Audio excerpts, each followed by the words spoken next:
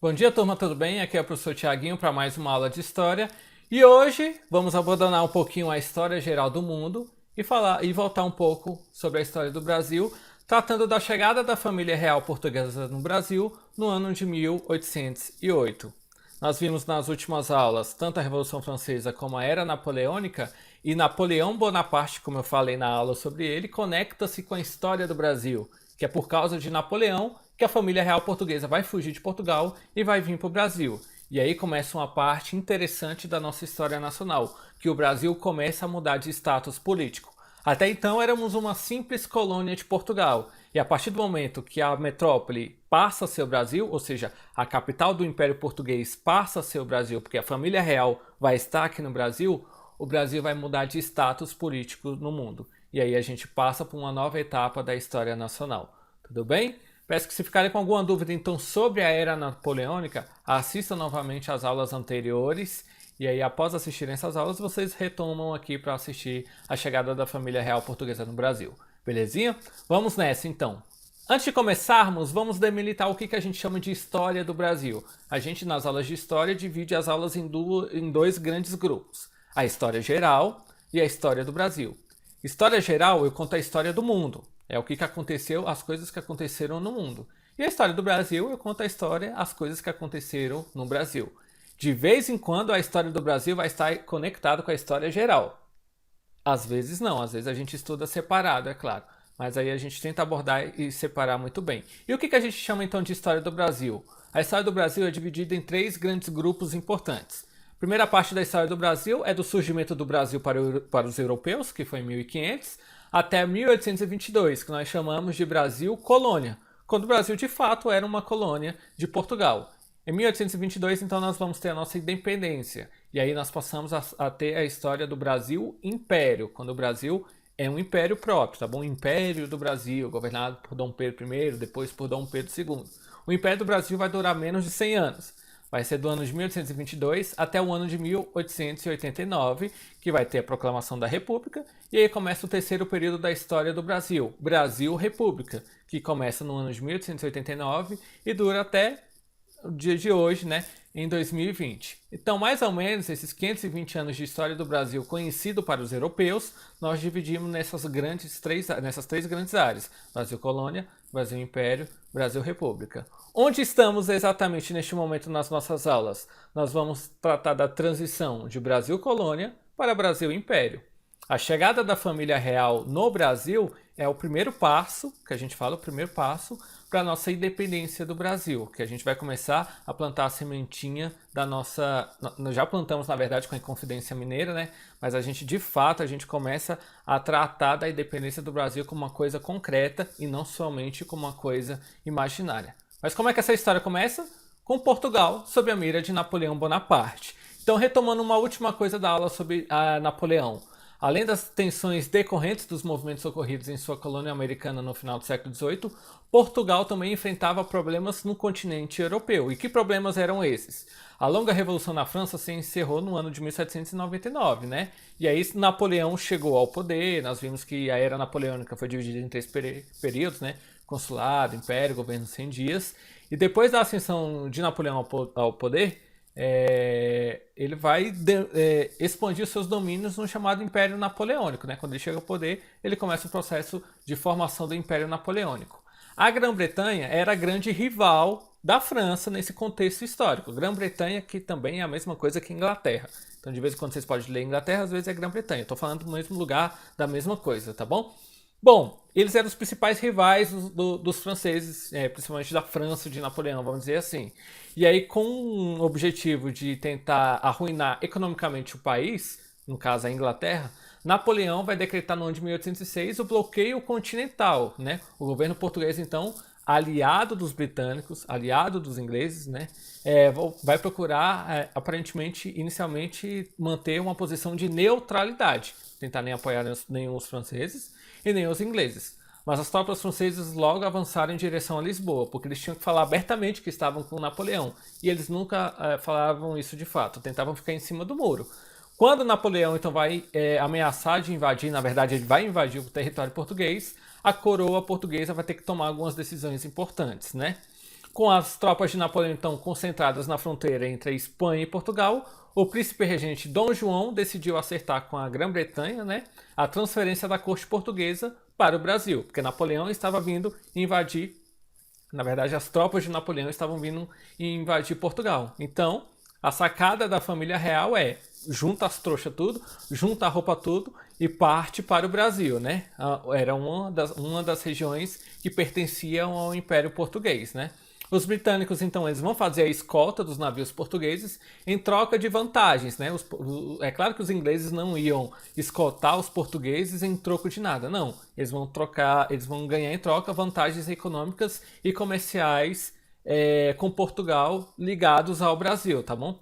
E além dessas vantagens comerciais e do compromisso de Portugal nessa relação econômica, Portugal também vai se comprometer a dar fim ao processo do tráfico de escravos africanos que Portugal utilizava bastante. Então, um dos questionamentos dos ingleses para ajudar os portugueses é que eles abrissem mão da escravidão, do tráfico de escravos de pessoas oriundas do continente africano. Então, Portugal se compromete a fazer essas coisas. Fazer uma aliança comercial com os ingleses e abolir seu tráfico de escravos, tá bom? Então aqui nós temos uma representação, né, uma imagem de como se deu o processo da transferência da família real portuguesa. Essa história da fuga, ela é muito emblemática. Há quem diz que essa fuga foi planejada, bonitinho, preparada, não teve nada de susto, e há quem diga que a família real saiu, né, pegando o beco rapidinho, sem muito planejamento, né, com medo das tropas alcançarem. Cerca de 10 mil pessoas vieram neste momento, né, de Portugal para o Brasil. Além da coroa, né, eu estou falando então de Dom João VI, o príncipe regente, a sua mãe, a rainha Dona Maria, sua esposa, seus filhos, né, vieram também funcionários, outros familiares, para trabalhar, trazer, porque era a corte, ou seja, era a sede do Império Português se transferindo de Lisboa para o Brasil. Então a sede do Império Português estava saindo de Lisboa e estava vindo para o Brasil. Então você tem que ter todo um caráter e uma preparação administrativa para receber essas pessoas. Por isso que 10 mil pessoas vieram para o Brasil. Há quem diga que nos navios, né, teve uma infestação de piolhos, que eles tiveram que rapar toda a sua cabeleira, por isso que muitas utilizavam, como é que se fala, perucas, né, ao desembarcar no Brasil, por causa da infestação de piolhos que teve na travessia, né, do Oceano Atlântico, de Portugal para o Brasil. Em novembro então, de 1807, cerca de 10 mil pessoas embarcaram em Lisboa rumo ao Brasil. Nos navios vieram ministros, conselheiros, juízes, membros do alto clero e oficiais do exército e da marinha, todos acompanhados de seus familiares. Com eles foram trazidos o Tesouro Real, arquivos do governo e peças valiosas da corte portuguesa. No dia 22 de janeiro de 1808, ou seja, eles passaram o ano novo em alto mar, o Natal em alto mar, né? No dia 22 de janeiro de 1808, o príncipe regente Dom João aportou em Salvador, na Bahia. A capital do Brasil já era o Rio de Janeiro, a sede aqui administrativa, não era a capital em si. A gente chama de capital só porque é histórico, mas era a sede administrativa do Brasil, não era mais Salvador, era o Rio de Janeiro. Só que eles chegaram em Salvador, porque teve um pequeno desvio de rota no meio do oceano mesmo, tá bom? Não foi que eles planejaram chegar em Salvador. Bom, e aqui nós temos uma ilustração da chegada da família real em Salvador em 1808. Foram bem recebidos e tudo mais, a coroa, a corte estava chegando aqui. Muitos portugueses moravam no Brasil, tem que lembrar que nessa época, como era uma colônia, importante colônia de Portugal, muitas das riquezas de Portugal vinham na verdade do Brasil, então aqui trabalhavam muitos portugueses, funcionários da coroa portuguesa. Então a chegada deles foi planejada aqui. Foram bem recebidos porque teve tempo de ter todo um planejamento com seus funcionários e tudo mais. E quem eram os membros da família real portuguesa em 1808? Vamos lá. No alto escalão, numa hierarquia, né, de uma realeza, de uma monarquia, mandava Dona Maria, conhecida como a Louca. Por que era conhecida como a Louca? Porque ela estava começando a perder as suas faculdades mentais, estava ficando padecendo, né? Não estava perdendo mais o seu senso crítico, o senso cognitivo. Estava ficando doida, né?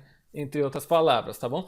Seu marido era Dom Pedro, só que não vamos confundir com os bisnetos de Dona Maria, tá bom? Dom Pedro III, que era lá de Portugal, seu marido, tá bom? Que vão ter o filho, Dom João VI, que era o príncipe regente.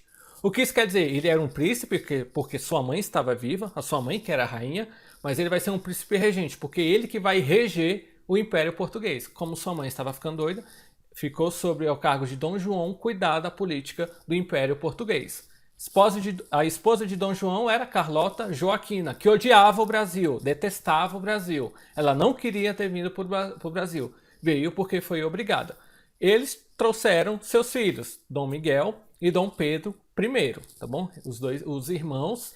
Dom Pedro I, que aqui vai estabelecer, vai casar, sua esposa vai vir da Áustria, a dona Leopoldina, tá bom? Mas para entender, em 1808, quem é o manda-chuva? Dom João VI, né? Era o príncipe regente de Portugal que chega ao Brasil para cuidar aqui da colônia portuguesa nas Américas. Bom, a família real portuguesa no Brasil, então. A primeira medida que eles vão ter é de abrir os portos às nações amigas. O que isso significa? O que essa medida econômica significa? Que o Brasil estava abrindo os portos para fazer comércio com navios que não fossem portugueses, que fossem as nações amigas. Leia-se Portugal e Inglaterra. Então os navios ingleses também poderiam aportar no Brasil, poderiam fazer comércio com o Brasil. Lembra, né? Os ingleses escoltaram a família real para chegar no Brasil e não iam fazer isso de graça, tinham que ganhar algo em troca. Uma dessas coisas, então, os portos brasileiros foram abertos para que os navios ingleses pudessem aportar no Brasil, comercializar no Brasil. Na prática, a abertura dos portos anulava o pacto colonial, pois permitia aos brasileiros negociar diretamente com as nações amigas, sem interferência da metrópole. Em Portugal, a população se perguntava como ficaria a situação econômica do país se o comércio exclusivo com o Brasil era sua principal fonte de riqueza, como eu disse anteriormente. Toda a riqueza de Portugal vinha do Brasil, e a partir do momento que o Brasil pode comercializar com a Inglaterra, os portugueses lá na Europa vão ficar preocupados que o Império Português poderia declinar porque o Império deixaria de ganhar dinheiro como estava ganhando até aquele momento. Dom João tomou outras providências econômicas que mudaram radicalmente o perfil da colônia. Ele revogou o Alvará de 1785, que proibia a instalação de manufaturas na colônia, porque naquela ideia, manufaturas é aquelas máquinas, as primeiras máquinas industriais, né? Então a ideia é que o Brasil não pudesse se industrializar naquele período inicial de 1785. Então ele vai revogar esse decreto. Isentou de taxas as matérias-primas importadas para a indústria e ofereceu subsídios para as indústrias de ferro, aço, seda, lã e algodão. Apenas no dia 7 de março, então ele chegou em janeiro, somente em março, dia 7, que a nau que conduzia Dom João vai chegar à cidade do Rio de Janeiro e se reunir às demais embarcações que transportavam a corte. Então muitas das suas primeiras diretrizes ele fez em Salvador, como abrir os portos às nações amigas, anular o Alvará de 1785, né? Então fazer esses tratados comerciais com a Inglaterra. E aqui nós temos uma cópia da abertura, do decreto de abertura dos portos brasileiros às nações amigas, né? No caso, a Inglaterra. Nós temos hoje, está arquivado no Arquivo Nacional, nós temos essa ilustração, né? Essa representação fotográfica desse decreto. Bom, negócios com a Grã-Bretanha. A Grã-Bretanha foi a principal lucradora, que vai lucrar, no caso, com esses negócios envolvendo o Brasil, porque vai transportar a família real portuguesa para o Brasil, chegando aqui vai estabelecer toda essa, como se diz, toda essa relação econômica com o Brasil, então vai começar a ganhar muito dinheiro a Inglaterra. Em 1810, Dom João assinou com a Grã-Bretanha o Tratado de Comércio e Navegação, que estabelecia tarifas alfandegárias especiais para os comerciantes britânicos. Então eles não iam pagar as mesmas taxas que os negociantes de Portugal pagavam no Brasil, por exemplo. Eles pagavam mais barato. Então isso tornava os produtos mais baratos também. Então os brasileiros começavam a comprar mais produtos ingleses do que portugueses, né? A medida então vai ser bastante prejudicial para a economia portuguesa. Portugal também cedeu aos britânicos o direito de patrulhar a costa brasileira e das demais colônias portuguesas, no sentido de que nenhuma outra nação pudesse fazer alguma aliança econômica com o Brasil. Somente os ingleses, por isso que eles vão querer escoltar. Para se ter ideia do poder da Grã-Bretanha, em outro tratado de 1810, o governo português também se comprometeu a extinguir o tráfico negreiro, contrariando os interesses econômicos de comerciantes e fazendeiros. A gente vai ter um grande papo ainda esse ano sobre a escravidão no Brasil. Mas entenda uma coisa, que os escravos eram importantes para as plantações, a gente viu que na economia açucareira aqui no Brasil nós também tivemos a grande instalação de engenhos onde os escravos trabalhavam, mas é no período do Brasil Império que nós vamos ter uma grande concentração de escravos no Brasil. Isso vai ser tão importante que essa extinção do tráfico de escravos vai demorar. Apesar do governo ter se comprometido em 1810, somente no ano de 1850 que vai ser extinguido o tráfico negreiro, o tráfico. Mas a escravidão ainda vai ser permitida no Brasil, tá bom?